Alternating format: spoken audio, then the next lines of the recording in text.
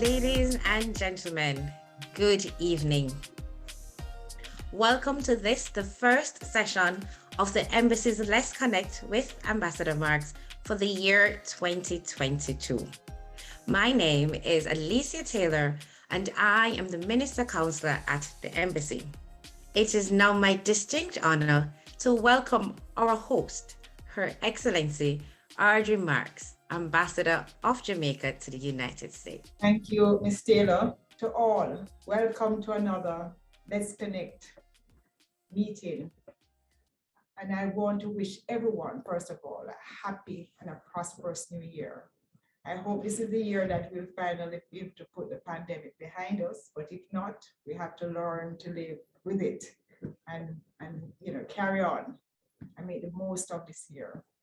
This is our 9th session of Let's Connect, and I want to say thank you to so many of you who are consistently been turning up to have a discussion, and for me to hear so many good ideas about how you want to be supportive and involved and push Jamaica forward.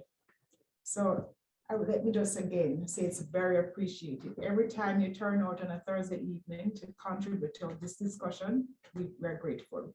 I want to especially say thank you to the medical missions in Northeast that went to the hospitals in Jamaica to give support to the doctors, the sister city organization in Atlanta that went to Montego Bay recently, and the Southeast or diaspora groups that went and adopted some clinics in Jamaica. So many of you have been turning out and giving great assistance during this time of need in Jamaica. We appreciate you.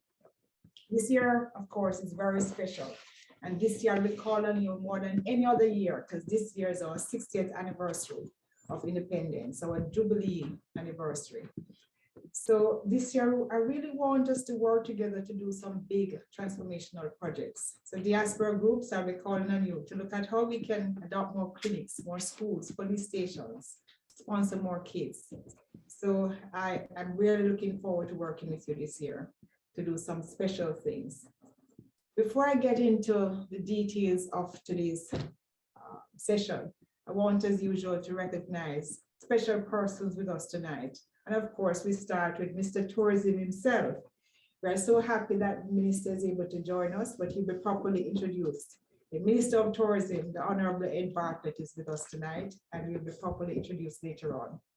I want to recognize some of our diaspora leaders and also our Consuls General from New York, Mrs. Alcian Wilson, from Miami, Mr. Oliver Mayer, and we have quite a few of our honorary consuls with us. We have Dr. Elaine Brand from Atlanta, Christopher Chaplin from Philadelphia. I saw Mr. David Sangster earlier from California. Mrs. George Stevenson Laws from Los Angeles, Mr. Lloyd Hyde from Chicago, and our former consul, honorary consul in Atlanta, the Honorable Joel Scott, now a member of the state judicial team in Atlanta. So we have quite a few other diaspora organizations, and I saw the registration earlier of Dr. Joyce Alley, President of NADASO, Mr. Rick Nugent, President of the Jamaica Association of Maryland, Reverend Maxine Foster, President of the Atlanta Jamaica Association, Dr. Elaine Knight, President of the Jamaica National Association right here in Maryland. And we have Dr. Karen Dunkley, Diaspora Northeast representative. If I've missed out anyone, please just send me a note as we go along, and I will be very happy to recognize you, because we want to make sure the diaspora, the leaders of our diaspora organizations are well known and recognized here on Let's Connect. For today, we are going to put a special focus on tourism. It has been a major factor in how our economy has been able to keep afloat during this time. And we want to hear from the Minister how we can, especially you in the diaspora, can be assured that this is the year to visit Jamaica, just in case you were thinking of holding back on your plans, and all the things we have put in place to make it a great vacation if you decide to visit. and also the investment opportunities in Jamaica. You represent a special type of tourist to Jamaica when you go home because you get involved in the community. And so we really want to encourage you to keep visiting Jamaica. I'm aware that some of you have expressed concerns about the various travel protocols, and Minister will address that and his team will address that tonight. So you'll see that it's very easy to visit and spend in Jamaica. Let me remind our first time guests that the reason for this forum is that earlier this last year, we were getting a lot of complaints about misinformation. And so this forum is to give you the unique opportunity to speak directly with myself and other leaders of the government of Jamaica, so that if there's any question that you're not sure about, you can ask. It's going to be open mic. You can ask any question you want after the minister speaks. We'll go straight into asking Ms. Kimberly McLeod from the Office of the Prime Minister to give a quick update on the government COVID protocols. If there are any new protocols that we need to be aware of. Ms. McLeod. Hi, good evening, everyone. Good evening, Minister, and good evening, Ambassador. And yes, you are right. It's definitely time to visit Jamaica. The Prime Minister indicated last week actually, that we're gradually doing away with the measures and gradually returning to normal. There hasn't been a lot of changes since the last measures were updated in November, but I'll just quickly run through them to remind everyone. So the general public gathering limit is 20 persons. The limit on number of persons who can attend places of worship is 100 persons. However, crusades and conferences or conventions are not permitted. Weddings, because I know a lot of our diaspora persons come home for weddings. The maximum persons who can physically attend weddings is 100, so that is great. For annual and extraordinary general meetings, the gathering is 100. And for events hosted by public entities, that will be 50 persons. For funerals and burials, the number has increased from 10 to 20, so 20 persons can attend the funeral, 20 persons can attend the burials. There is still a restriction on when the burials can take place, and that is actually during the week, Monday to Friday from 9 a.m. to 4 p.m. As it relates to the entry protocols, which I imagine we're most interested in, at this time, both PCR and antigen tests are recommended or accepted. You'll remember there was a time when only PCR tests were accepted. So now both PCR and antigen tests are accepted.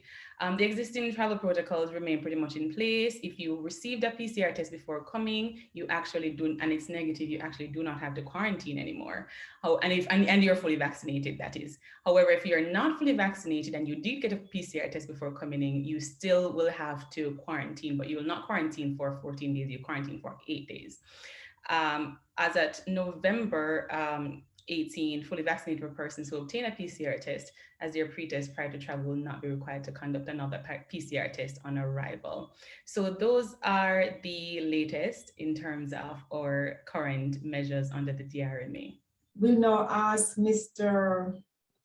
Philip Rose from the JTB to join us and to give an overview and also to introduce Minister Bartlett.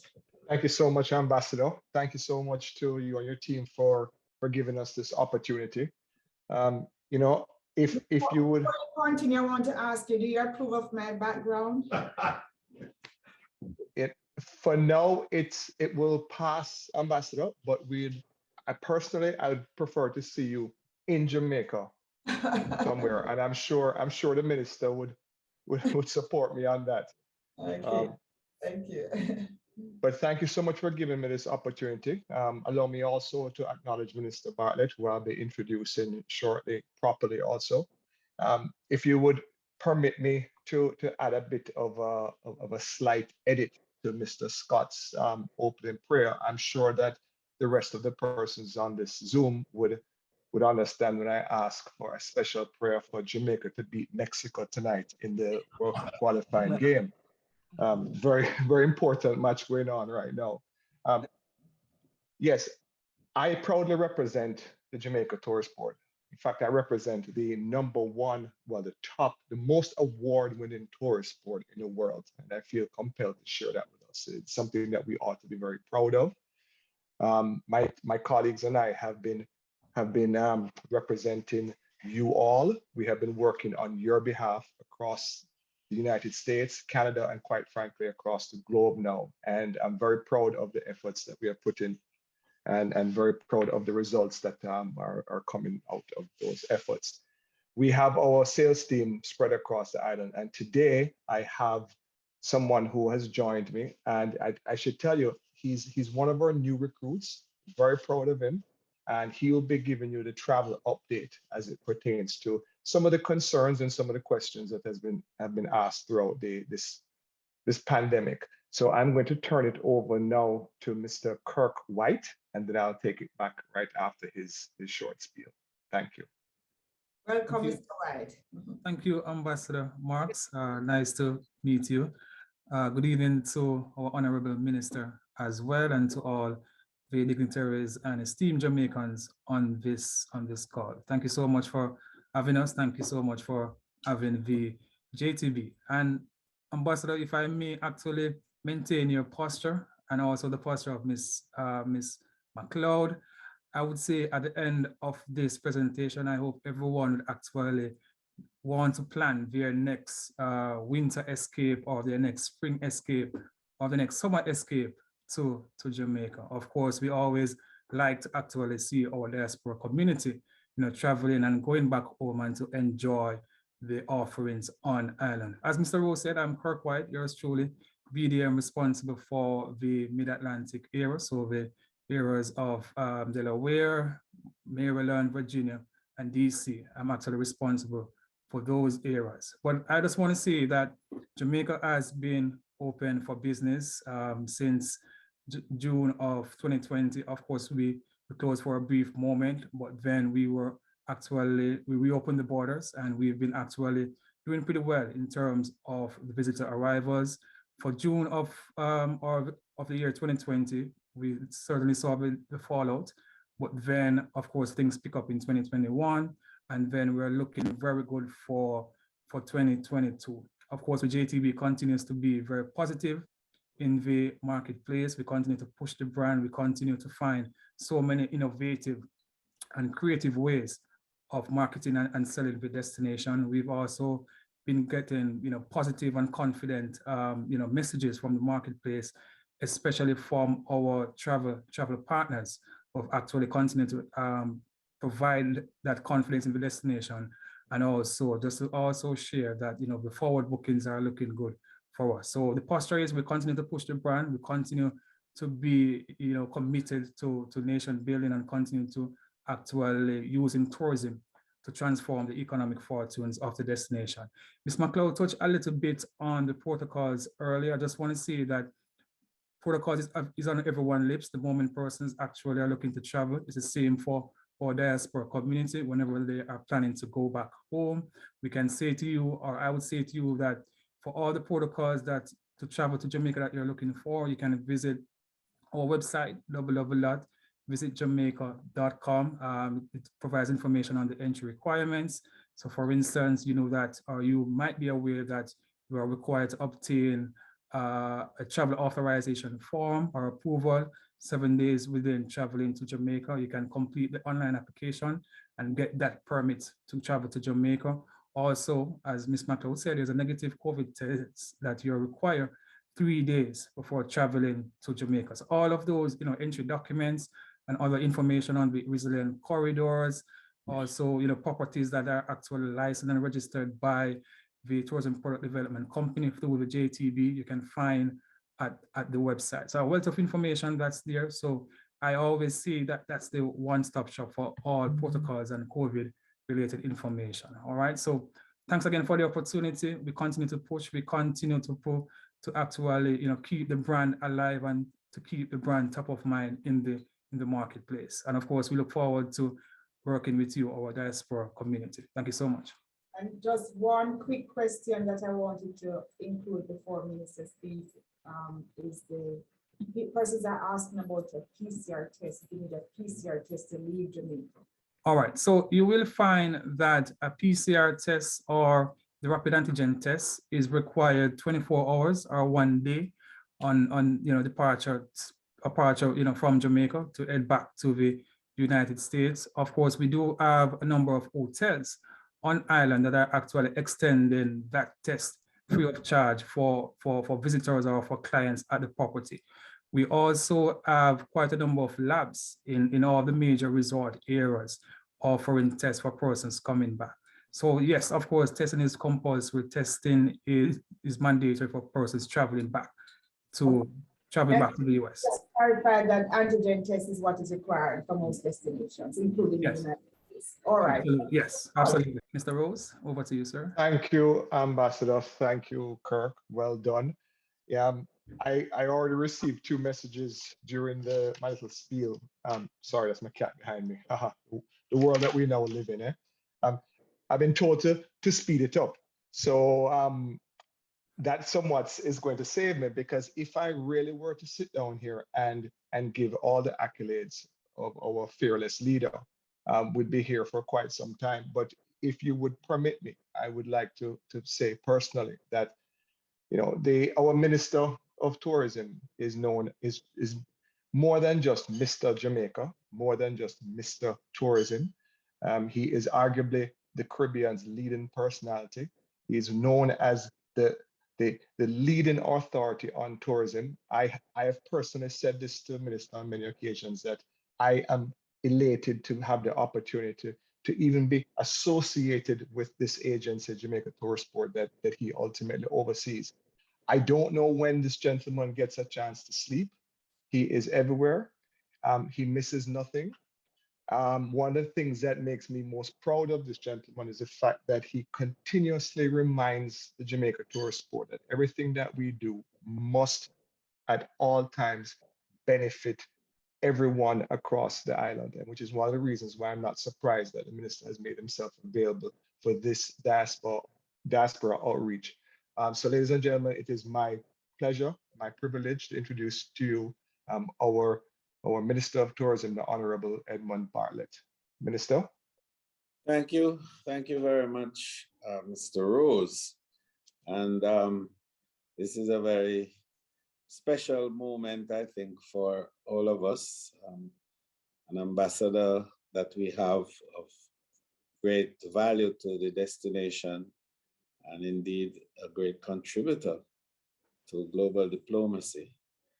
And I think the initiative of utilizing technology to connect with the Jamaican Commonwealth, the element of the Commonwealth that is in the United States of America, is really a very welcome addition to the media for discourses. And it does enable not just a connectivity from the point of view of exchanging ideas, but it really allows us to touch each other, you know, virtually, and to stay together apart. And that has become sort of the mantra, Ambassador Marks, that the pandemic has sort of created, the ability to stay together apart.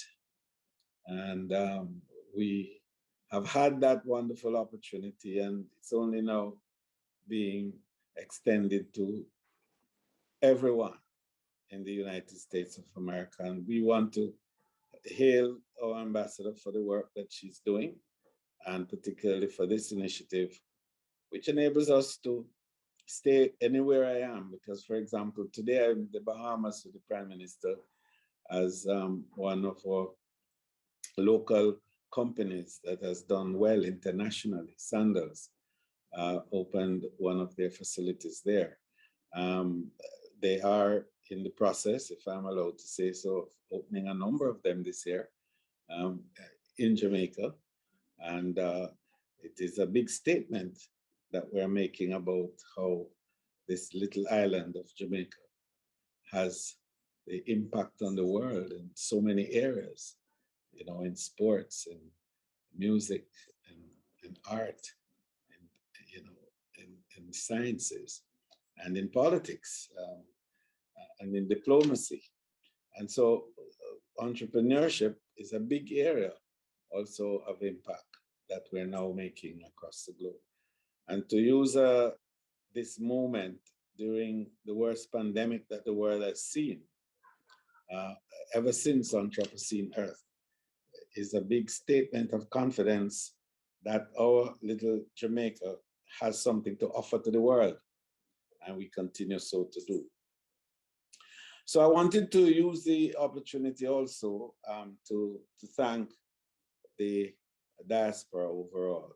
And the diaspora, as you know, is our Commonwealth, for the support that it has given to this little country, this wonderful piece of God's beautiful cosmic that he made on the 8th day after he had finished all of creation, thought something was missing. He made Jamaica. And Jamaica, therefore, as we say, Philip, is not just an idea. It is not just a country. It's the embodiment of both a country and an idea. And an idea that everyone can participate in, can share in, can add to. The motto we have, out of many one, is symptomatic of that, because what it really says is that we're a confluence of ethnicity and cultures and all strains that there exist in the world. So a little piece of everybody is in us. You know, we are that mosaic that you can identify with. You know, our food, when you come here, it tastes a little bit of Indian, it tastes a little bit of Syrian, it tastes a little bit of Lebanese, it tastes a little bit of Chinese, it tastes a lot of African, and it's just that mix of wonderful, beautiful, and delectable pieces. So we are that. And that's one of the reasons we enjoy the level, I think, of repeat business in tourism that we do. Because there people are warm and friendly, and particularly friendly to visitors, as you know.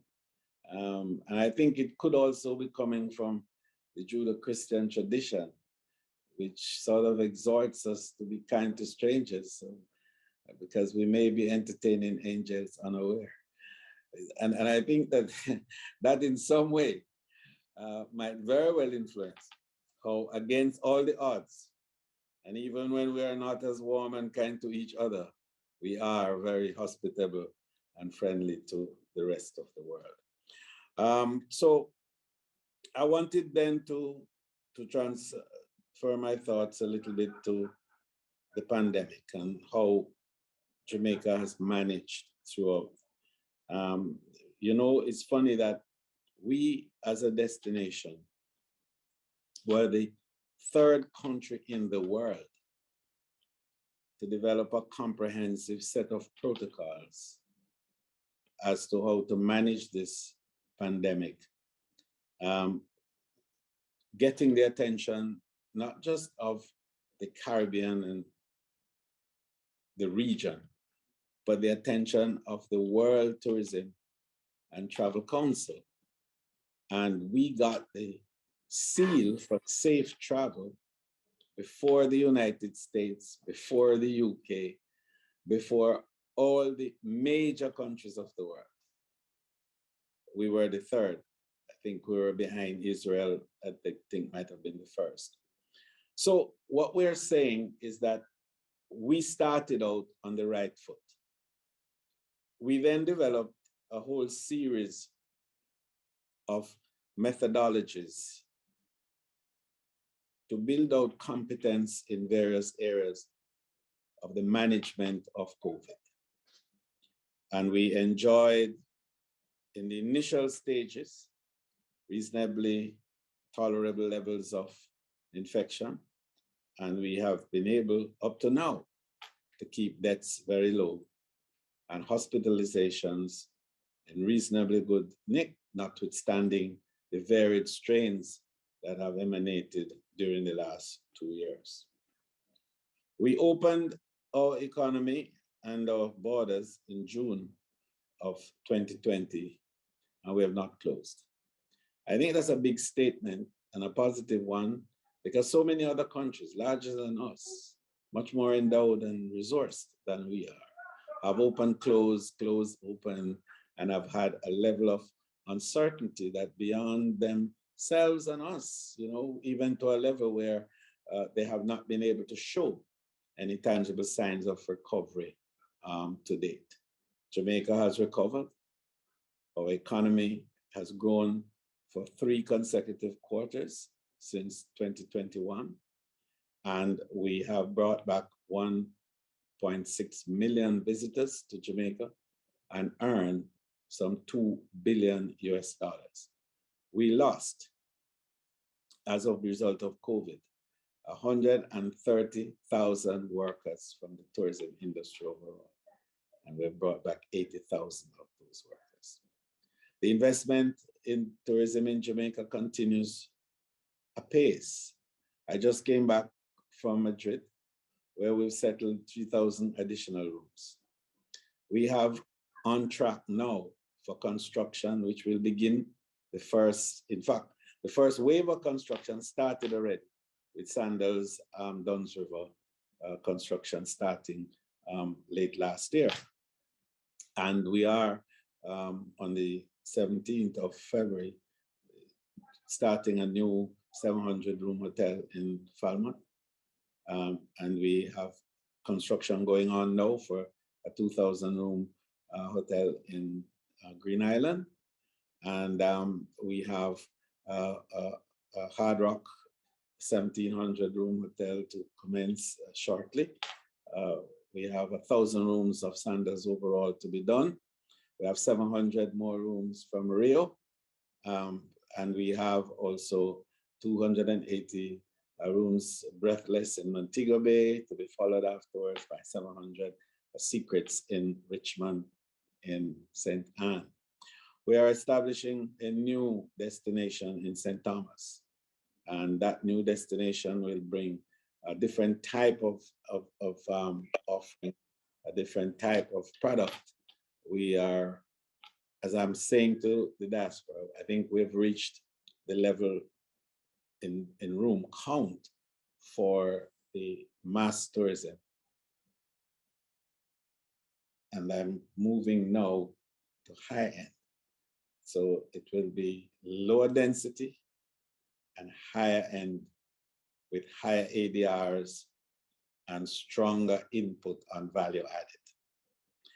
The next element that we are moving in very strong is to build out the capacity of Jamaica in this immediate post and with COVID period to deliver more on the demand of tourism.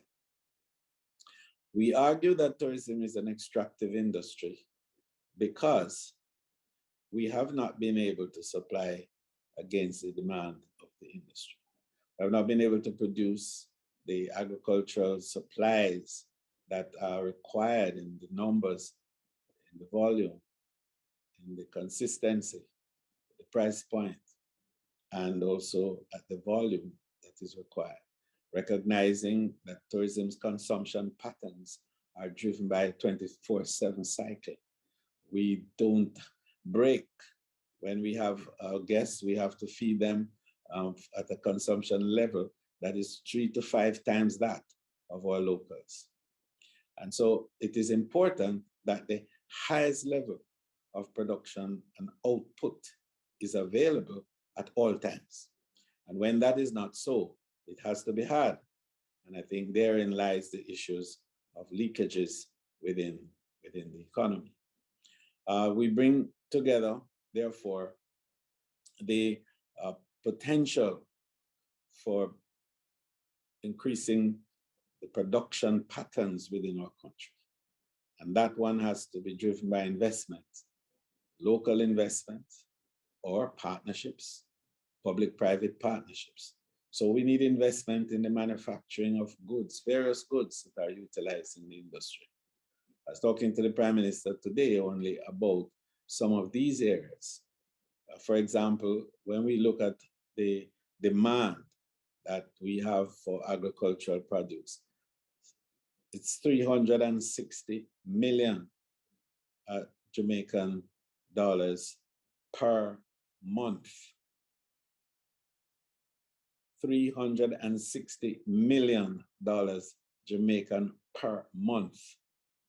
For manufactured goods, we're looking at somewhere in the region now of 400 billion Jamaican dollars for manufactured goods per annum. And when we look at other services, energy services, as you know, communication services, financial services, insurance services, health services, all these. Then we have transportation services, billions of dollars for transfers of visitors from airports to hotels, from hotels to attractions and so on. And then we get into the area of attractions, investment in more attractions, because tourism fulfills the passions of people, and they travel to do just that, and they spend money to enable that. And just to remind our audience that in 2019, 1.4 billion people traveled across the world and spent $9 trillion consuming the cultures and the services and the products and the food and the energy of host countries. So if Jamaica builds out that capacity to supply all of these demands and to use local goods in the main, or even if we have to import, but we bring value added because we assemble and or prepare and provide the final product that is consumed here, then we will be a wealthy country.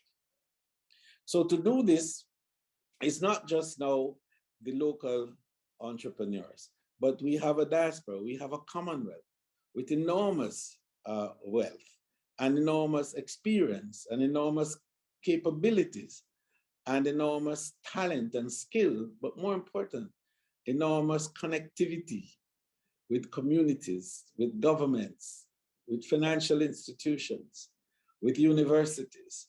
So knowledge is available, and the utilization of that knowledge to be converted into practical things that are of value to our destination is what the driving call from our diaspora is. So it's not just sometimes that we say we're sending transfers, as you call it, or remittance, as is commonly called, for domestic and consumption. But we need to be investing, in capital formation, investing in new enterprises in Jamaica, so that Jamaica can build its capacity to respond to the demand that tourism brings. Finally, I want to make the point that we also, as a destination, are not only attractive to the world by way of the geophysical features and the man-made attractions that we have. We are also thought leaders. And we have been out there promoting discussions and discourses on various elements of not just tourism, but global realities and activities. We have created constructs that are now being utilized in various other parts of the world. And this pandemic brings to fore the importance of building two critical elements. One, sustainability, and the second, resilience. Sustainability has been a discussion for a while. The great gatekeepers of the world have developed all sorts of programs and have put large amounts of money to build sustainability and to enable countries to build capacity in that area. But very little has been done in terms of building resilience. And the pandemic has shown us how difficult it is for recovery to be appreciated, indeed to be achieved. And resilience is what builds that capacity to not only be able to track disruptions like pandemics, like earthquakes, like hurricanes, like cyber crimes, like economic downturns and disruptions, as we know, and more importantly, like terrorism. But it gives a chance also for you to mitigate against it,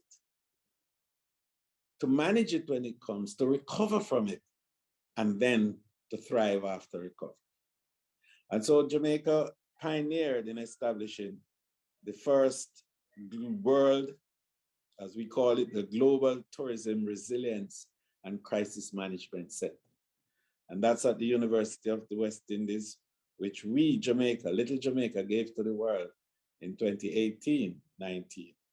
And who knew that a pandemic would have come so quickly after we established it? Well, the good news, in fact, is that we now have resilience centers in Kenya. We have in Amman, in Jordan. We have now in Bulgaria, in Sofia. We have in Canada, the George Brown College. We have to be established in Namibia, in Botswana, Nigeria, and Ghana. And we are looking now, working with Sevilla in Spain, and also in Greece. Today I have discussions with the team in the Emirates, in the UAE, and the big story that I wanted to tell you beyond a special offer that I'm going to make to the diaspora is that Jamaica is also suggesting to the world that on the 17th of February, starting this year and every year after, the world should stop, pause to reflect on the critical importance of building resilience. So we will be establishing in Dubai at the Expo during Jamaica Week on the 17th of February, the first ever Global Tourism Resilience Day. And for that, we have had the support and the endorsement of the great gatekeepers of tourism in the world, UNWTO, WTTC, PATA, and today we had the OAS confirming their endorsement, and we await the endorsement from the UN and other such bodies. So while we try to indicate the power and strength of this great destination as a wonderful place to be, we are also saying that we have a greater contribution to make, and that is to help the world to understand how to deal with disruptions, how to identify, how to mitigate, how to manage, how to recover, and how to recover quickly, and then to thrive afterwards. So finally, I say that the invitation to the diaspora to always come home is very evident, and Philip, you do a good job in the United States with Donnie and the rest in getting that message out. And so this is the 60th anniversary of our independence. And I know that Minister Grange is going to be coming on this program and connecting with you and giving you the full details. I don't want to steal her thunder, but I want to say that we're creating a very special package for the diaspora at Jamaica's 60th anniversary package, which we're going to be calling 60-60, right? So during the fall, from the mid-August to mid-December, we'll be creating a special package for a $60 US package per night for 60 couples that we will do a special program on, and Philip, you will lead that program for us so that we can celebrate with 60 Jamaican couples at a rate of $60 per night for the period August through to December. Much more details will be given on that later on, and we hope that we'll be able to use that as a point, not to lure everybody in, but to indicate that the 60 means something, and we want you to be a special person in that 60th anniversary celebration through tourism. So you will be our guests, the 60 couples over that period. Thank you. Thank you very much. Thank you, Minister, and thank you for that wonderful offer to our Jamaicans here in the diaspora and who are constantly giving back. So I'm very happy that we have something to give while we are saying welcome home. And now we go straight to some questions for the minister. Ms. Taylor? Thank you, Ambassador. So I will read 3 questions. The first is, would you say tourism is still the leading sector contributing to GDP? The second, what are the plans for tourism in Port Antonio and the development of resorts in that area? And the third question is there any effort to brand and promote marijuana and its byproducts to enhance the tourism industry? Firstly, the answer is unqualified yes. The growth that we have indicated to you in my comments, 3 consecutive quarters of growth, Jamaica's tourism has contributed in the first quarter growth of 330%, second quarter 274%, and the third quarter 114%. When that, of course, is narrowed down into the actual points in relation to the growth level itself, tourism is contributing 3% of the, in first instance, the 13% that we had. Then it provided 5% of the second quarter, and now it is at 7% of the third quarter. So tourism continues to provide the jobs. When we look at the fact that our recent employment survey indicated that we are now at 7.1% unemployment. We brought back some 70,000 jobs in the last year. Overall, tourism's contribution to that was significant too. So in terms of GDP contribution, we have yet to see that figure in the last year, but prior to COVID, we were at 10% roughly of GDP, and that, in fact, when looked at what we call the induced and indirect contribution, was more like 30%. Just to make the point that in terms of foreign exchange generation, the transfers or remittance, it leads now with over 2 billion, I think closer to 3 billion, whilst tourism is now at 2 billion, going back to its 3.7 billion that it was as the leading foreign exchange provider before COVID. The Port Antonio is a gem that we need to burnish. And I was there only 2 weeks ago. We spent some time looking at the potential again for development there. If you heard me earlier, I mentioned that I think we are, this wave of investment, we are at the limit as to what we call the all-inclusive and the mass tourism. I'm going straight after the higher end, less density, with more resort villages type, and more villa and condos and apartments.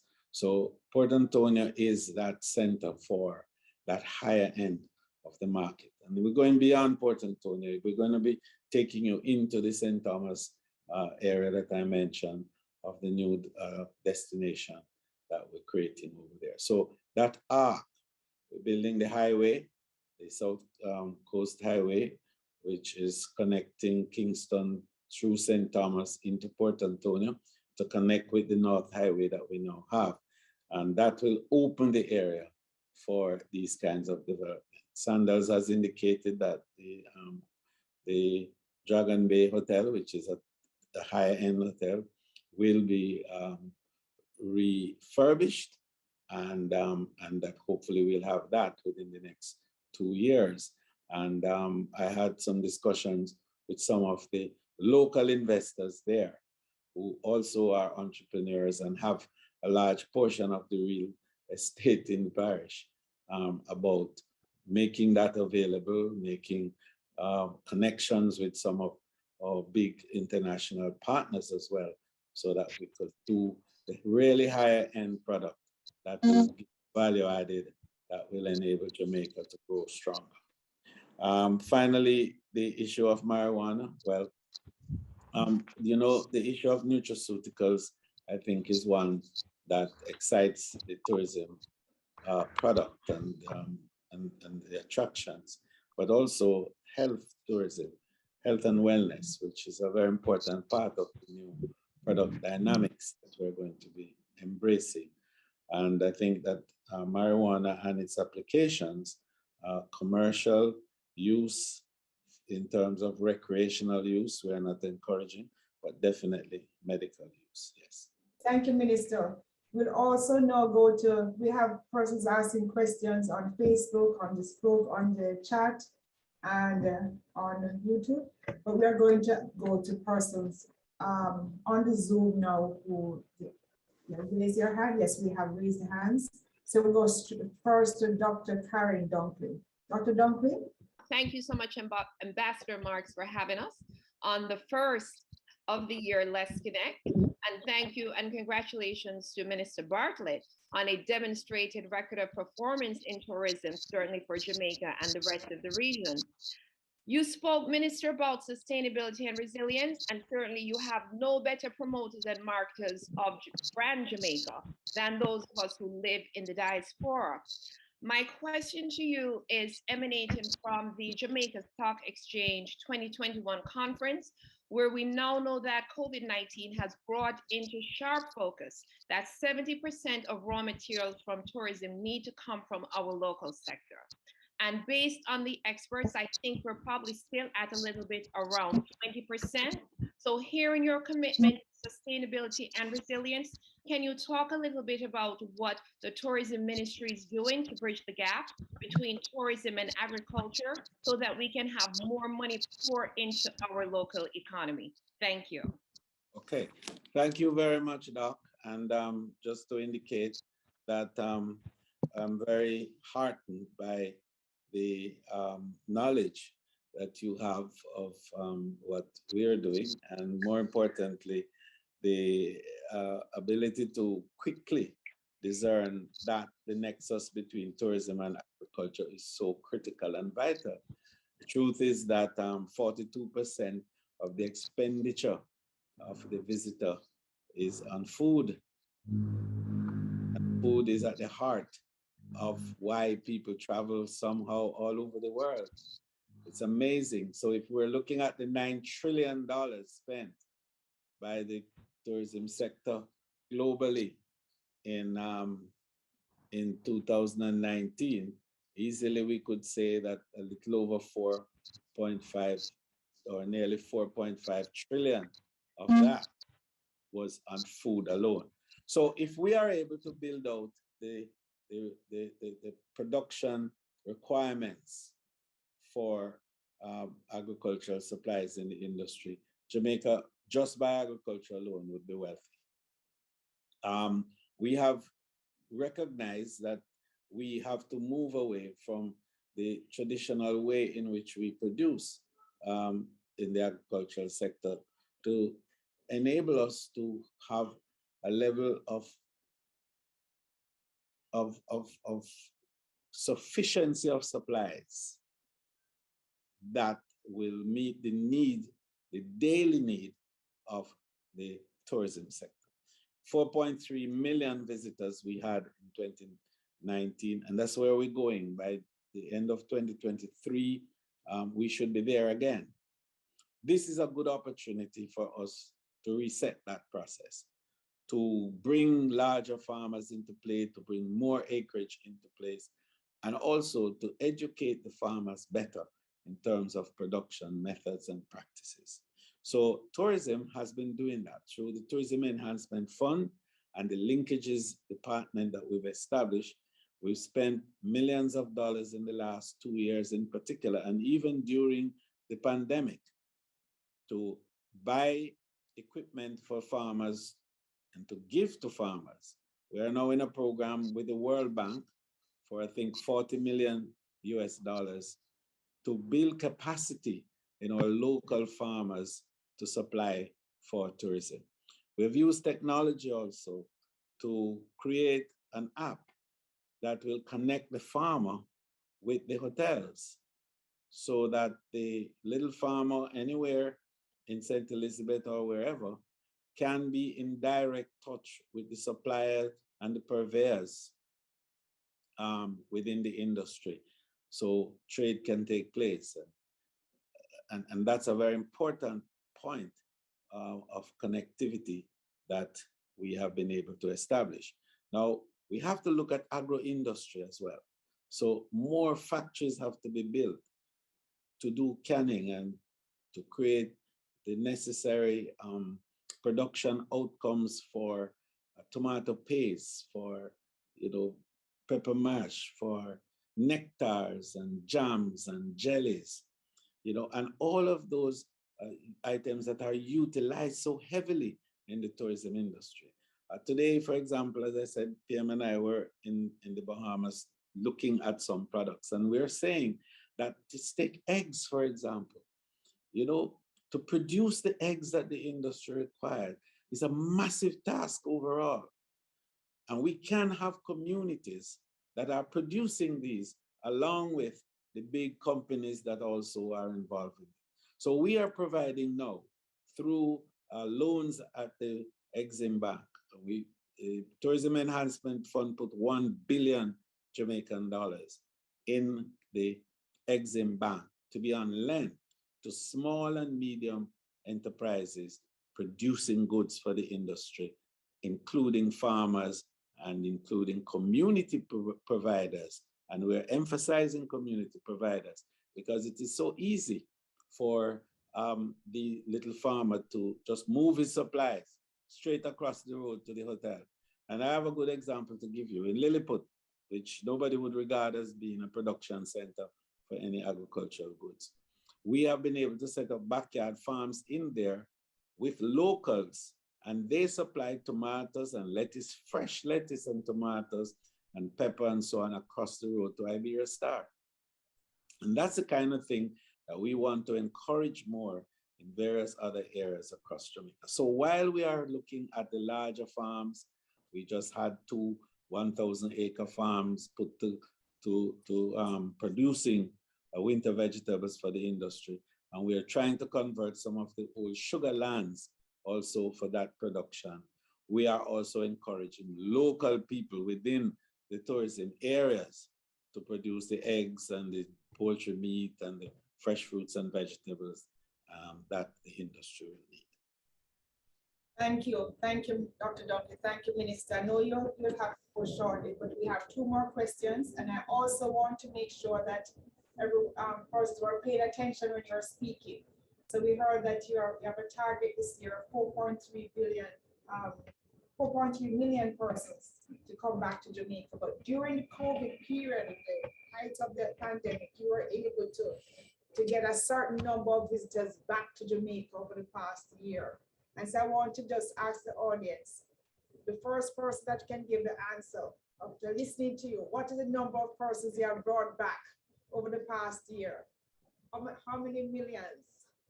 I want to hear, I want to see. Philip, you're not allowed to answer. Nobody associated with you. And no tourism worker. No tourism worker. Ms. Taylor, who has answered that question?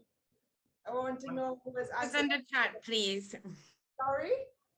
I was just telling the participants to put the answers in the chat so we can see, not raise their hands. Well, I'm seeing some of the answers going there. Some are close, some are close.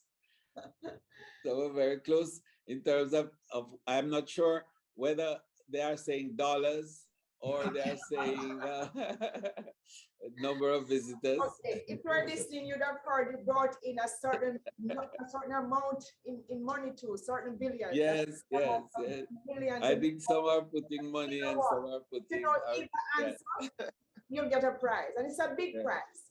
Well, I see a correct answer here. I check, Ambassador. You can go ahead and we can convene with JTB staff.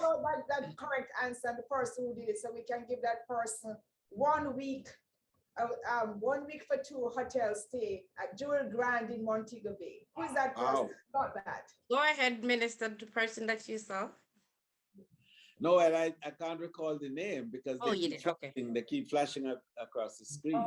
But It was Rudy Page from London. But somebody answered correctly. Somebody mentioned the name. Rudy Page from London, Minister Bartlett. Oh, Well, if that is so, I'm sure Miss Taylor will collaborate. Thank you, Miss Taylor. No, Ambassador, yes. just give me a few minutes and let me confirm and I'll come back to you after. So since Because it's going pretty quickly. all right, so the answer is 1.6 million visitors or $2 billion in revenues. So Correct. that got either of those would have won that prize. Absolutely.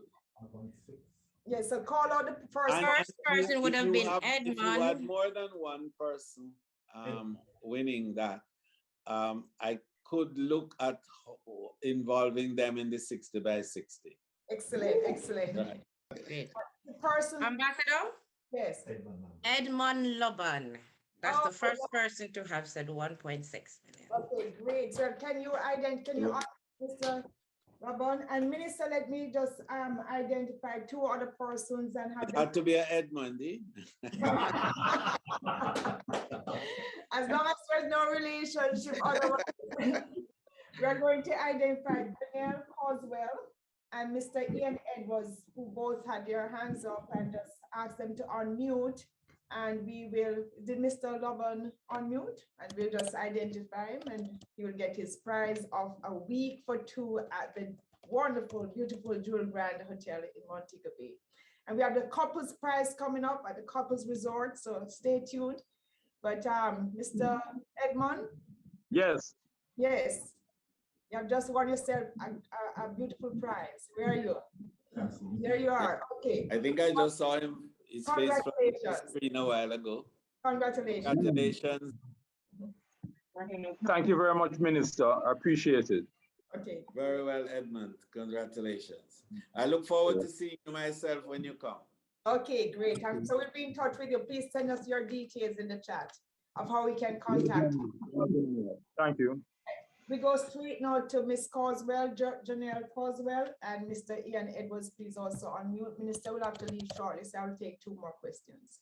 Thank you very much, Ambassador Marks. And I have to say, I've been quite enjoying these wonderful online forums and talks, and it's really a wonderful way to engage the diaspora. So thank you so much for hosting. And Minister Bartlett, it is really a pleasure to see you again, sir. The last time we saw each other was at the opening of the GTRCRC at the UE, and we were in Guatemala that year as well. Okay, of course, yes, you were. No, I'm very, very, very happy to hear you say that you're focusing on high-end tourism for the Portland Parish. I actually worked for a month from Port Antonio in December, and the kind of tourism that Portland is designed for is really more along the lines of the higher end eco tourists, and that's what you'll find there now. My question is actually, it's a two-parter. The first part is, will the GTR CMC be playing a role in the sustainable development of the Port Antonio area? And because I'm based in Charlotte, North Carolina, I also want to know if there are any plans in place to really capitalize on the market here in Charlotte that is growing exponentially. And there are direct flights from Charlotte to Montego Bay. Mm-hmm. Okay, thank you so much. And I look forward to seeing you in Jamaica again. I will look forward to seeing you again soon, Minister. Indeed. So now the Global GTRCMC. Tourism, yes, GTRCMC will in fact be working a little closer with the Alligator Head Foundation in Port Antonio. They're doing a tremendous job in restoring, the fish sanctuaries, to build back your reefs. And I was there with them 2 weeks ago, just before I went off to Fitur. And we went on the glass bottom boat to see that turtles are coming back into our areas as we drove. We went across into Blue Lagoon, and we see that marine life is restored in those areas, and the fisher folks who used to spearfish these fingerlings and these young fish growing are now involved in doing deep sea dives and also being cameramen, looking for reefs and looking for other types of marine activity out there. So we are seeing also that technology is being used to assist in converting some of even the algae. If you recall, we had some case with sargassum recently, and we were able to trap the sargassum, bring it aboard, and with 3D technology, make different types of equipment and implements with it. So we are seeing that the whole business of building better, but building in harmony with nature, protecting and being stewards of the environment are now paying off, and citizens are seeing, communities are seeing that it is beneficial so to do. So we will continue to work with the Portland group, as we will extend that into other areas. Charlotte, yes, of course.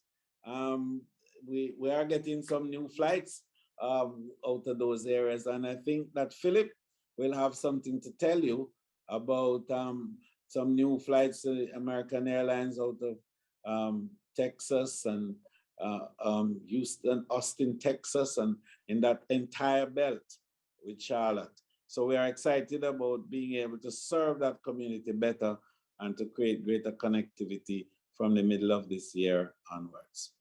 Thank you. Wonderful. Thank you so much, Minister. Thank you very much. And now for the final question from Mr. Ian Edwards. Thank you, Ambassador, and want to say thank you, and it's an honor to speak with the minister. I think I can say without fear of contradiction, the hardest working tourism minister in the world. And I know this because wow. I know this because I get some daily tourism dispatches. I've been involved in, the whole tourism arena behind the scenes in another hat I used to wear as part of the Caribbean Media Exchange on Sustainable Tourism. And I'm sure Mr. Bartlett knows about that. Yes. Yes, so a lot of us, at the informal level, we do promotion of brand Jamaica. And I was somewhat disappointed in December, because I was in Jamaica at the beginning of December, end of November, beginning December. And a neighbor of mine from I think October, he had asked me, oh, he wanted to take his wife to the Caribbean. And I said, but you come to the right man, and Jamaica is the only place. And he had me over his house, and we made the reservation right there and then. And then coming up like 3 weeks before the time, he said, because he has to do with the Defense Department, DOD, and he said DOD was discouraging them from going to Jamaica, and that was like a major stab in my heart. So the question is, and it wasn't over coronavirus, by the way, it had to do with security, because I told him I had just come back, and first of all, I never saw anything that I would consider to be security threat. How much is being done to really promote this thing and to assuage the effects of crime and violence on the tourism industry? Right. Thank you so much. That's a big elephant in the room. We have been working our way through this because Jamaica has this wonderful reputation in the marketplace as being a safe and secure destination for our visitors. It is something of an anomaly, perhaps even a point that is contradictory in sorts, that we do have issues at home on the domestic front, but it never bleeds into, our hospitality arrangements. And I think that that's the reason 42% repeat business we have. And in the same way that you testified as to how, seamless and safe your vacation was, that's the same response that you're getting from almost everybody, 1 in 2 of everybody who comes to Jamaica. And I think that, we have to make that point a little stronger, because all countries have domestic issues. All our neighbors have domestic issues. The great United States have domestic issues, and we struggle with them. We all fight to make a better place for each other. But the good news is that we do not, and I'm happy to say that, we do not make our domestic issues bleed over into our hospitality arrangements. Thank you, Minister. Thank you, Minister. And Minister, do you have a question that you'd want to ask Jamaicans here in the United States? And I must also mention we have Jamaicans from Bermuda, we have Miss Wilson Burt, we have Oliver Gray from Mexico, and I saw from London. So we have Jamaicans all over listening to you tonight. Did you have a question? Because I have another big prize, and I think I should give that big prize on your question, which is 4 nights, 4 days, 3 nights at the couples resort. What question do you have that you would want to ask, Minister? Okay, but my question is, on which day of God's creation did he make Jamaica? Every day. Eighth day. Yeah, man, Dean said it first. Dean said it first. First day. But I have a lot of answers and they're all correct. So I'm going to be the first person that gave that answer. Wow. Really just lights it up. Okay. That's what he said, but it was created from when the rest of the world was done. Wow. God created the land before The last he day. made man. That's the answer. The last day. No, It was the that's not first day. The last first day. It was the first First day day. when he First parted the day. sea. 8th day. The day of revelation. The 8th Man day. was Let there be created light. on the He said, I let love there be sixth light. day, And and there God. All right, we have to mute you all because we don't want to take over. We will recognize the person who did it first. Let me get Minister. Yes, I think it's a good note on which to end. And I want to thank you all. It was a great hour and a half. I appreciate it deeply. And I really want to do it again, Ambassador. Thank you for this outreach. It's a great way to talk to each other and to remain connected, to remain together, even though we are apart. Thank you, T. God bless. Thank you, Minister. And I know you traveled today. I know you have been traveling for the past weeks, and it was very hard for you to also be here tonight. So thank you for making it. We appreciate it. Thank you, thank you, thank you. Good luck with everything you're doing, and congratulations. Well, we have Mr. Philip Rose is still here with us from the JTB, so we will continue with the discussions and we will continue with a couple questions. But Ms. Taylor, can you let us know who won the prize to the couples resort? Well, we should, in the chat, Ambassador, the first person to, it's interesting. I saw a Nevland Lazonia read, and I thought if this was a correct question, how fitting, because here it is, we're handing out a prize for couples. You unmute that couple? I'm here. Did you get that name? Could you repeat the name, please? Neville and Lazoria Reed. I'm here. They're unmuted. Can you hear me? Yes. Can you hear me? Yes, there you are. Oh, yes. Can you hear me? Yes, we're hearing you. Yes. So we have won the prize for couples for 4 days and 3 nights at Couples Resort. Congratulations. Yay! And his wife just had a birthday too, so that's a good celebration gift. Congrats, Las. Great, great, great. I'm glad to hear. All right, so we'll now go back to some more questions and a few more prizes. Can we recognize and Mr. Rose will answer the question from Jerry Steele. No, this is Jerry Steele. I'm in Minnesota. Oh, okay. And I live in Minnesota for the last 50 years. and I used to do a lot of business in Jamaica, but not anymore. But I'm looking to get restarted, and I wanted to know how are we doing with ecotourism? Ambassador, is that a question for me? That will be a question for Mr. Phillips. I was directing the question to. Oh, Mr. Steele, yes, thank you. Before I attempt to respond, if you would permit me to also acknowledge another member of my team here, Victoria Harper, who has been doing a fantastic job for us for, well, I won't say how long, because that will also date her. She's been holding down the fort in the Northeast for a long time, and she's been on the call with us today. So I just want to say hi, Victoria. She looks like a teenager. Hi, Victoria. Right. Always good. Sir. Happy New Right. Year, Ambassador. Great to see you. Thank you very much. You know, my area of, and I should also tell that Jamaica is leading one lane against Mexico. So we're happy about that. Oh, yes. All right. Yeah. My area of expertise is really tourism marketing. Having said that, I'll make an attempt to respond as best as I can on the topic of eco tourism. Jamaica has always recognized the need for ecotourism offering for a number of reasons. One, from an economic standpoint. Two, because it's quite simply the right thing to do.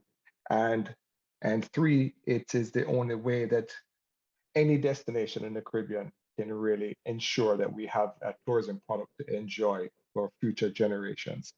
As far as going into the nitty-gritty of which resort is doing what, I am not equipped to respond to that, but what I can tell you is that we have several resorts that have been awarded eco awards, if you will. At the risk of getting myself in trouble, I'll tell you that Sandals Resorts, I know, is one that comes to mind. The Half Moon Hotel in Montego Bay has also won numerous eco awards. I personally believe that we will do more. Not only can we do more, but we will, because there's a DNA within us to be leaders in this sector. And in most things tourism related, Jamaica tends to come out in the front and on top. I'll also close by saying that the market has been telling us that globally they want to see more of an eco-friendly offering. And the good thing is that we kind of started doing it even before the market told us that. So we're somewhat ahead of the curve. I would like to share with you that Minnesota and the people of Minnesota, you know, been here for 50 years, they love Jamaica. And again, you know, we used to have a very strong president of the Jamaica Tourist Board here in Minnesota. In the past few years, we don't see that anymore. So I think we used to have direct flights from here to Montego Bay, and we don't have that anymore. And I wonder what happened. Well, you have from Minneapolis, you have Delta Airlines out of Minneapolis, and you have a charter being operated by Sun Country. As far as the presence that you once had in Minnesota, it makes me smile because I was one of those persons who used to frequent Minnesota when I was younger, and I could handle the cold. I'm not quite sure how you've been able to withstand that cold for the past 50 years. But we have representation in the Midwest. But like everything else, we're government, okay? So I'm very proud to say that the Jamaica Tourist Board operates a very lean operation. So we don't have the proverbial human footprint across the United States that we once had. We now work virtually, and we have 2-3 persons, in the Midwest, and they do visit Minneapolis, Minnesota, as needed. I know that up until I think 2 weeks ago, they led a sales mission up there. Perhaps I should message them and encourage them to reach out to you, sir, to see if there's something on the diaspora level that we can do. Because, and I'll close with this, no matter how good we are, and the JTB is fantastic. I know I've said that too many times in this Zoom. No matter how good we are, we need the support, the continued support of the diaspora. You are our, I guess, extended sales force. So we will make every effort to reach out to you during our next trip up to the cold region that you're in. Thank you, sir. Okay. Thank you. Thank you so much. Yeah, Steve Higgins? Yes, Steve Higgins, yes. I'm particularly good evening, Ambassador. How are you? Fine, thank you. Lovely. As you're aware, I'm particularly interested in cultural tourism. I was very heartened by what the minister had to say. And part of my own personal mission is to spread our culture through our Jamaican folk culture, specifically folk music. In fact, I have a tour of the US and England and some parts of Europe this year.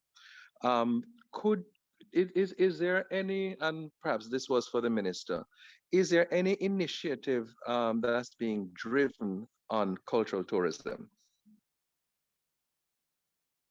There are good representatives here. I think either Philip or Victoria can answer most questions. Mr. Rose, you want to go ahead? Absolutely, Ambassador. Thank you.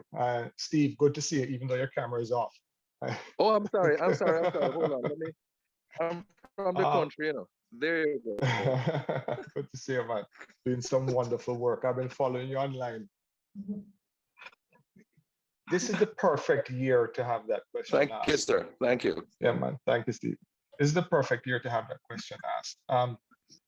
One of the things that came out of this pandemic is that we as Jamaicans wholeheartedly recognize a couple of things. We now know, well, many of us already knew, but we have been reminded of the fact that Jamaica owns what the world needs.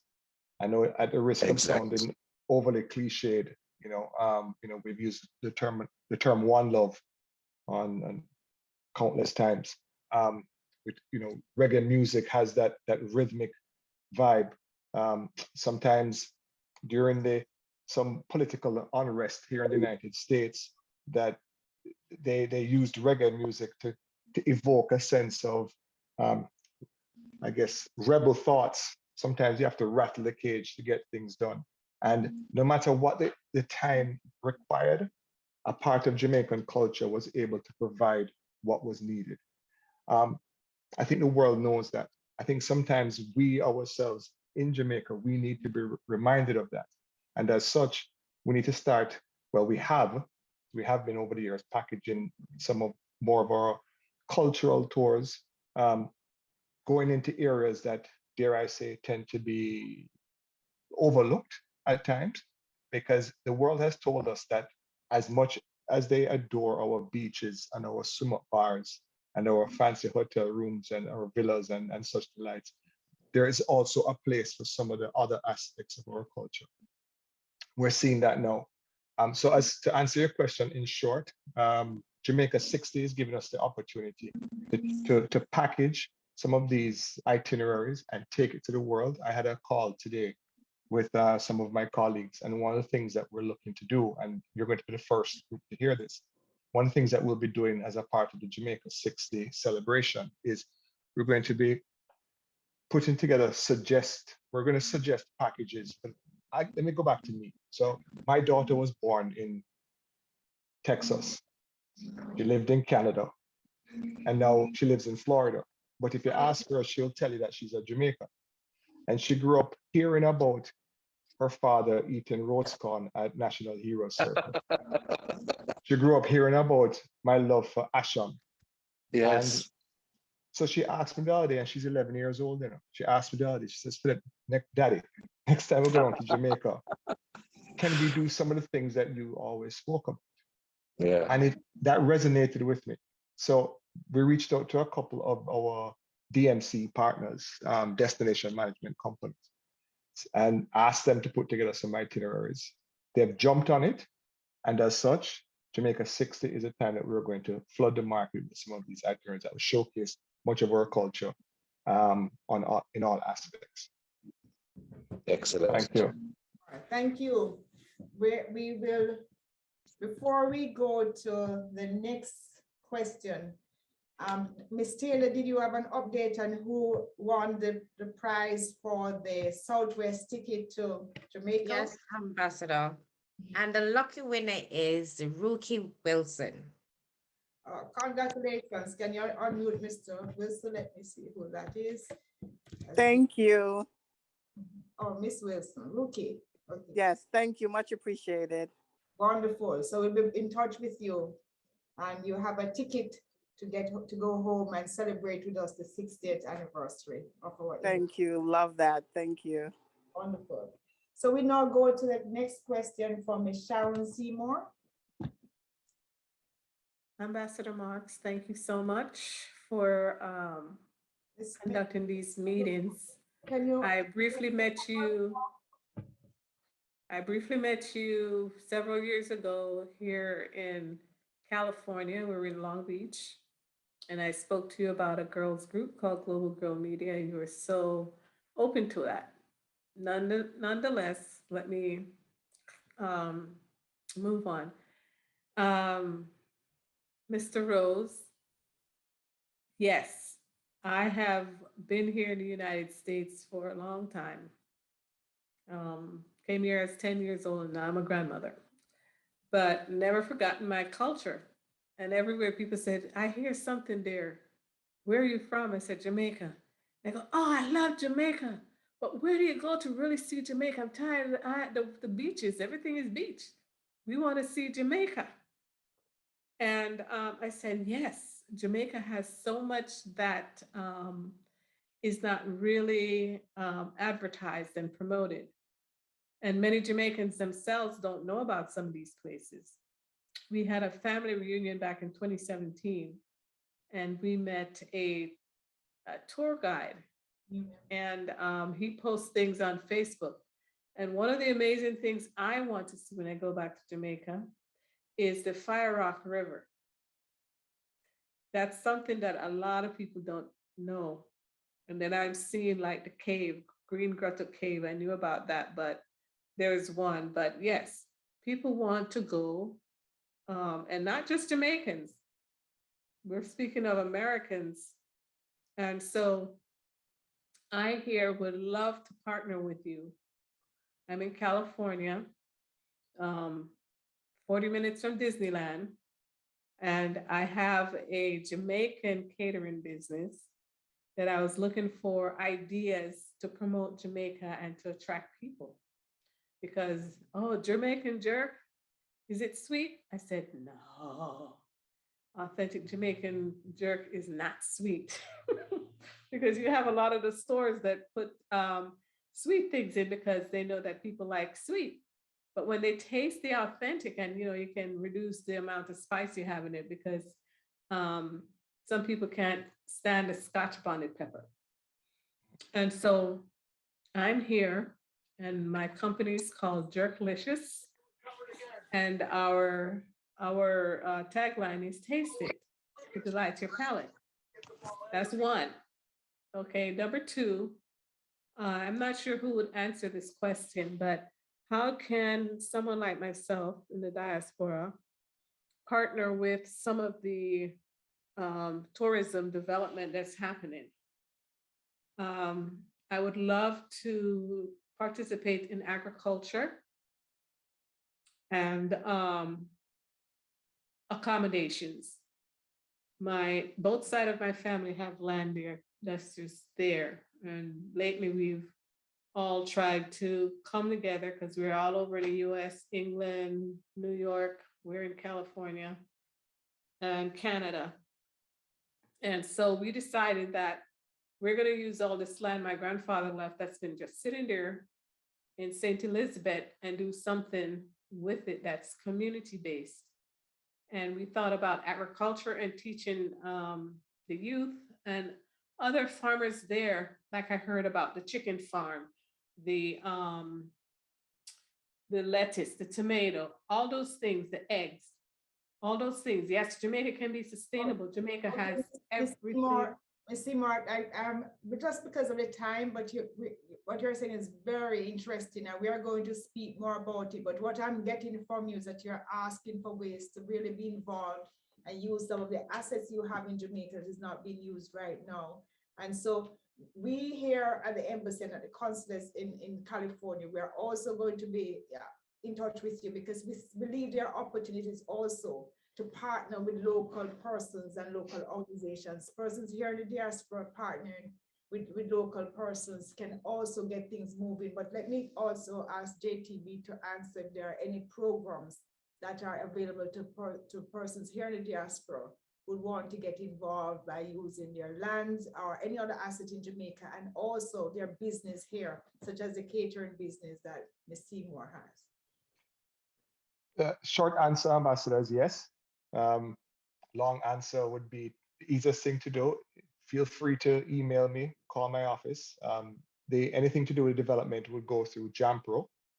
This is something that most of us on the call, is an agency that most of us would be familiar with. But I'd be more than happy to receive any emails and direct it into the correct agency. Can you put your email in the chat, please? Will do. Okay. Absolutely. All right. We will now go to. Thank you. And thank you so much. We'll now go to another question. This month we had Jamaica Coffee Month, or the Blue Mountain Day, and we have some prizes just about another really wonderful product from Jamaica, Blue Mountain Coffee.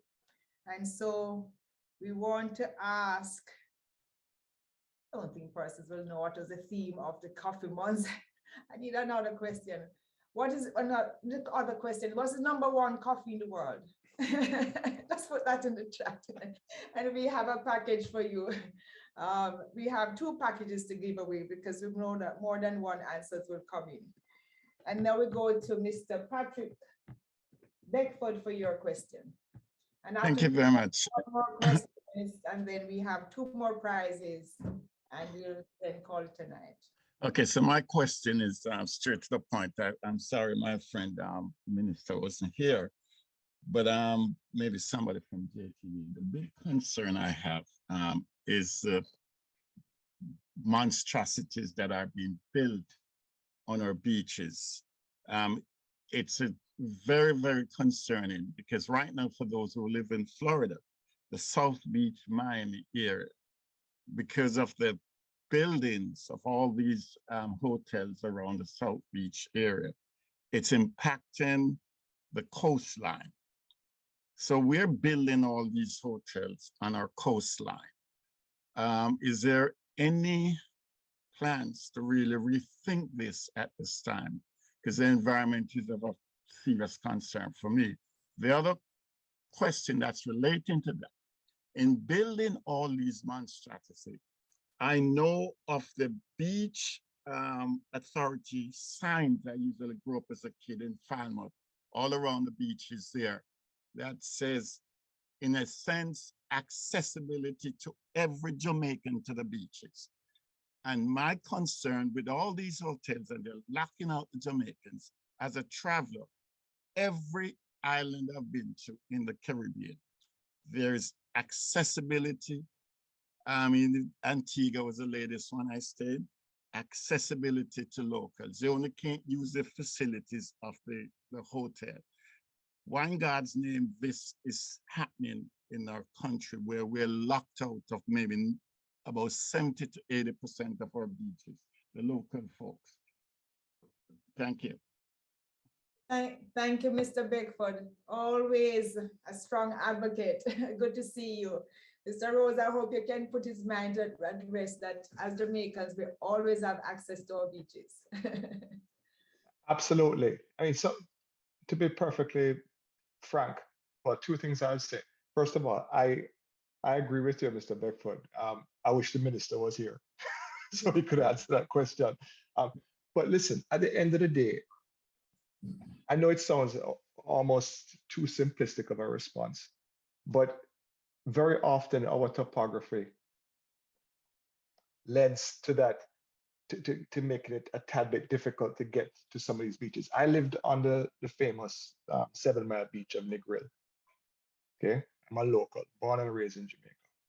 All right, and I was on that beach every single day. Nobody ever stopped me. I had friends come in from Kingston to visit me. No one ever stopped us. If we're walking into a hotel, yes, they would stop and ask us, because listen, these are all inclusive resorts, right? But Some of the other hotels that you're referring to use your words, not mine now, some of the monstrosities, it is in keeping with what the global market has asked for. You know, I'm very proud of the fact that Jamaica is arguably the most diverse destination in the Caribbean. So you want small hotels, we have small hotels. You want villas, we have villas. You want big hotels, yeah, big hotels. Sometimes those big hotels are taking up a lot of the land. And yes, it makes it challenging for pedestrians or even non-pedestrians, but locals to come in and enjoy the beach. They are more than welcome to use the beach. I am not an attorney, but I can tell you that I had a security guard once tell me that from 12 feet up from the watermark all the way up is called the Queen's Land. And this is a security guard telling me, so I'm saying, come and use the beach, enjoy yourself, and don't worry about it. So the fact of the matter is, you can get to the beach. Some places it is difficult because of the topography. And it's that simple. So what I'm hearing is that we have a wide variety of hotels and resorts in Jamaica. We have from the big hotels to the small villas and other places. So it's not all these big hotels blocking off the beaches. But in that vein, Mr. Rose, probably we need to also think about ensuring that places like Port Antonio and the Treasures South Coast, all of those places have a different type of tourism product that is more accessible. Right. Have that sort of big hotel look. So that's the direction it's going in, and we want to ensure that those options continue.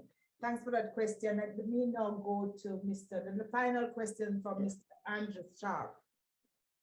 Ambassador, as usual, really glad to see you. CG and everyone else.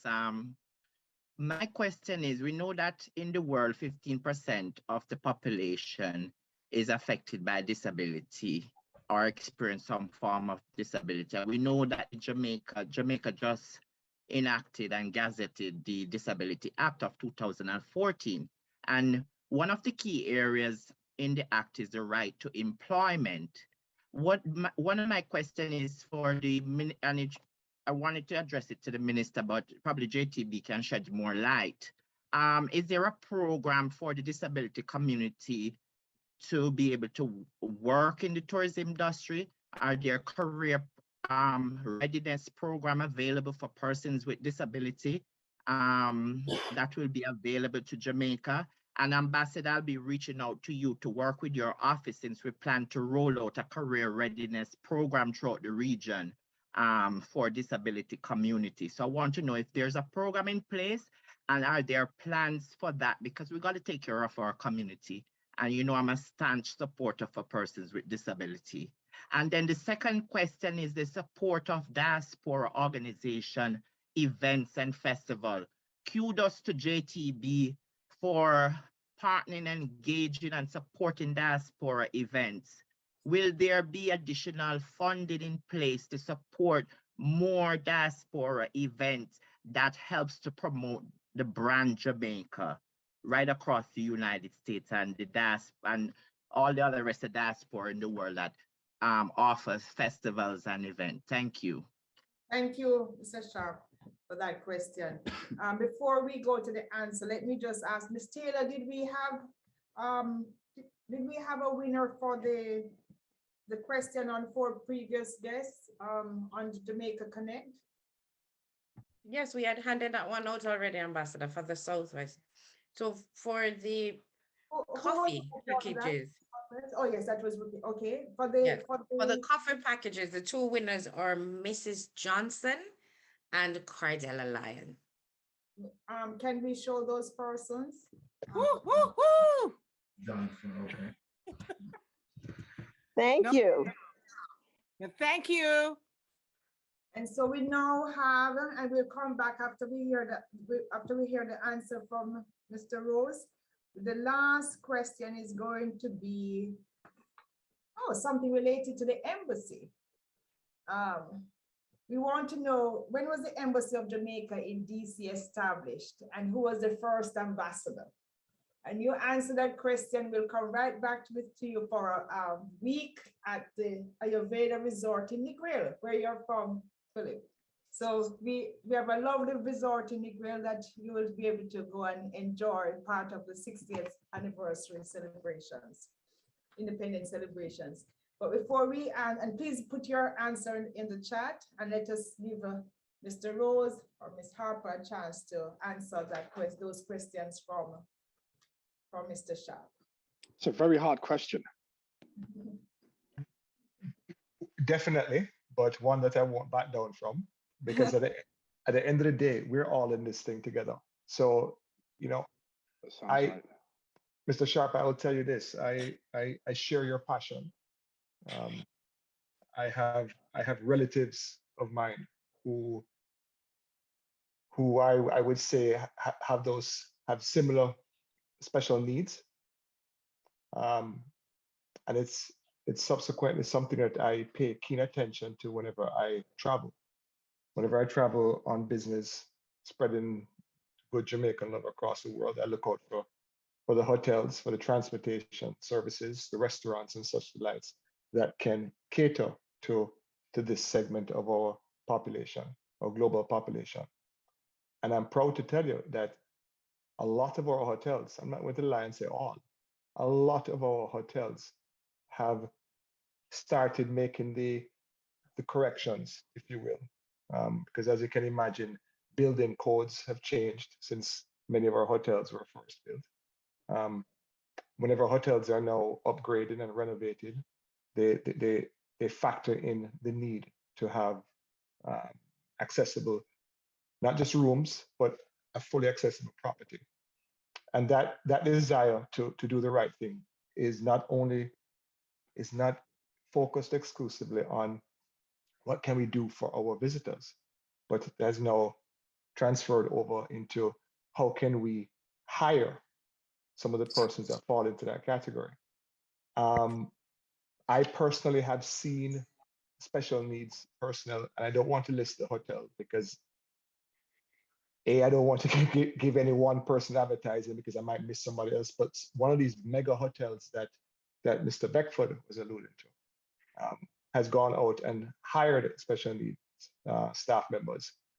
And because of the personal side of it, which I alluded to earlier in my response, it really brought tears to my eyes. It brought tears to my eyes because one, it made me very proud. And two, it means that I can now invite certain members of my family to vacation with me in some of these resorts. Okay, so we're making tremendous progress in that arena. To answer your second question regarding diaspora activities, I moved back to the United States from Canada in December of 2018, and I was instructed to sink my teeth, if you will, into the diaspora market. Because once again, we are always knew that you are vital to our survival and you're vital to our growth. We had some robust plans, but some of you may recall 2020 happened and we had to pull back on our face-to-face activities. So short answer is we will be ramping up our diaspora engagement. We have some activities planned certainly for this year. As far as specifically regarding your question to budget, we are government funded. And as I said before, we're very proud to be very lean. I am very mean with the government's money, the taxpayers' money. So I'm very mean with it. So if I can avoid spending extra of your dollars, we're always going to do so. So the way for us to do it is through partnership. And we've partnered up with a lot of the big brands, the Red Stripe beers, the Appleton Rums of the world. Grace is a big partner of ours. We've leaned on Ambassador or the embassies. We've leaned on Jamaican consulates and such delights. So look out for us. We'll be coming to near you very soon. Thank you, Mr. Phillips. Appreciate Thank it. you. And I'm willing to work with you guys on, as I say, Ambassador, on the disability community to improve on those and offering training in terms of career readiness. Yes. Thank you. Thank you so much. Always good to see you. We will now ask Ms. Taylor for the winner of this last prize of a week at the Ayurveda Resort. And I've noticed Mr. Hector Ricketts was on earlier, the chairman of the Ayurveda Resort. Is he here? Is he still here, Mr. Ricketts?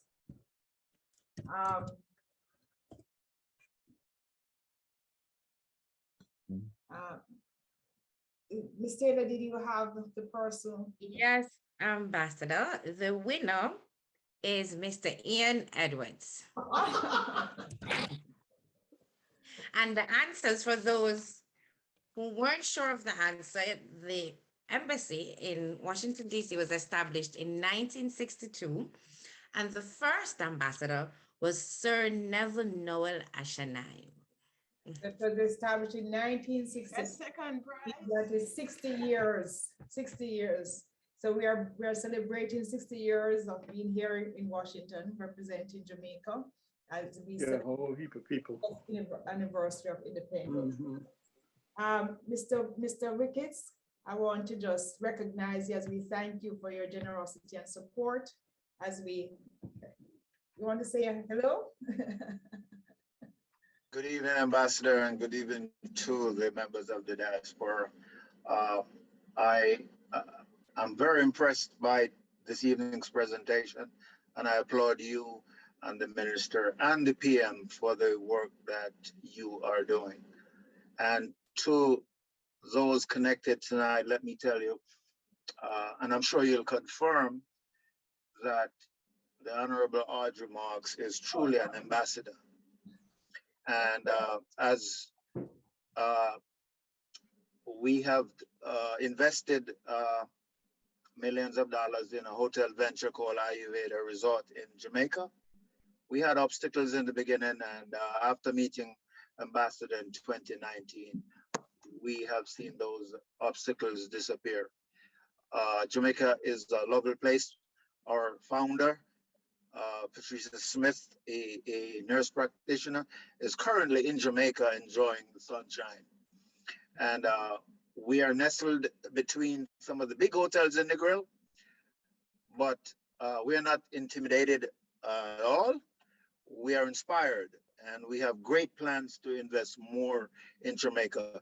Here in New York, we're in the nursing care business. In Jamaica, we're in the hotel business. And so I'm pleased to be here tonight, and I would look forward to the continued collaboration. Thank you, Mr. Ricketts. And I want to, on that note, encourage as many Jamaicans here in the United States as possible who would want to invest in Jamaica to contact us. I know, let me just recognize in this event tonight that we have the deputy from the embassy, Mrs. Nicolette Williams, and the entire team here. We are here for you and to hear what you want to do, especially in this very important year. We have the consuls general that you have heard about before, Mr. Oliver Mayer, Ms. Alcian Wilson, and we have quite a few of our honored consuls all over the United States, Mr. Christopher Chaplin, Dr. Elaine Brand, Mr. Lloyd Hyde, Mrs. Joy Stevenson, Mr. David Sangster. Contact us and let us know of your interest to invest in Jamaica. Thank you, Mr. Ricketts, and we want to continue to work with you to have not one, but 2 or 3 hotels in Jamaica. You're welcome. Certainly. And I want to know, thank you all so very much for staying with us and having and participating in a very interesting conversation tonight. I want to really thank the Minister of Tourism and his team, Mr. Philip Rose, Mr. Harper, Mr. Kirk White, and all who participated and supported us in putting on this event tonight. Let me also thank JetBlue, who has been a tremendous partner over the years, and Southwest Airlines, the Couples Hotel, Jewel Grand, and all the other partners who are here with us, helping to celebrate Jamaica's 60th. So I look forward to hearing from you all as we continue to celebrate this year and continue to push forward to become a mature country. Have a good night. Thank you.